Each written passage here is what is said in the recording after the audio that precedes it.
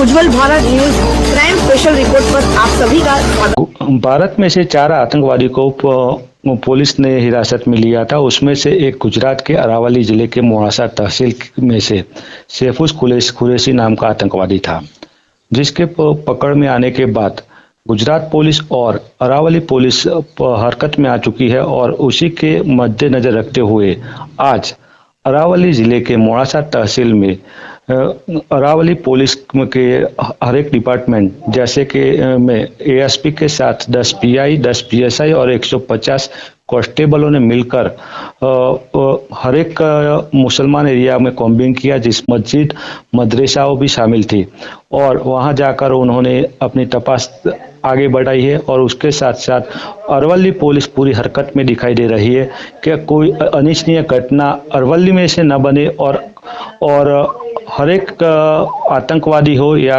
उस रास्ते पर जाने वाला कोई भी युवा हो, वो 100 बार विचार करेगा और ऐसा कदम कभी नहीं उठाएगा कि जो भारत और गुजरात को बदनाम की ओर ले जाए।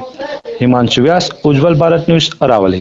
જેમ કે આપ સૌને ખ્યાલ છે કે તાજેતરમાં ગુજરાત એટીએસ દ્વારા એક મોડાસામાંથી એક આતંકવાદીની પણ ધરપકડ કરવામાં આવી છે, જેની પૂછતાછ ચાલુ છે।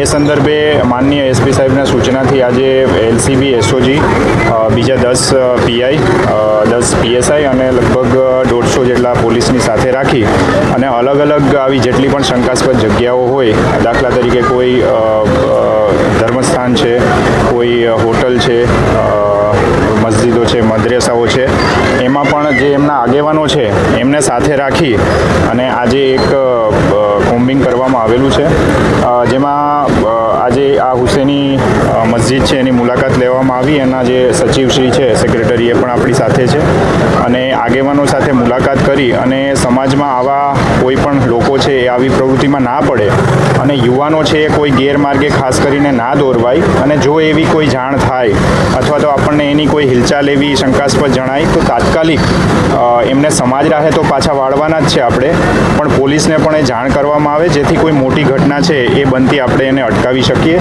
એ જ રીતે આજે આ કોમ્બિંગ હાથ ધરવામાં આવ્યું છે અને સમાજના આગેવાનો જોડે એ પ્રકારની ચર્ચા કરવામાં આવી છે। Thanks for watching UB News. Like and comment and don't forget to subscribe for latest updates. Subscribe our channel.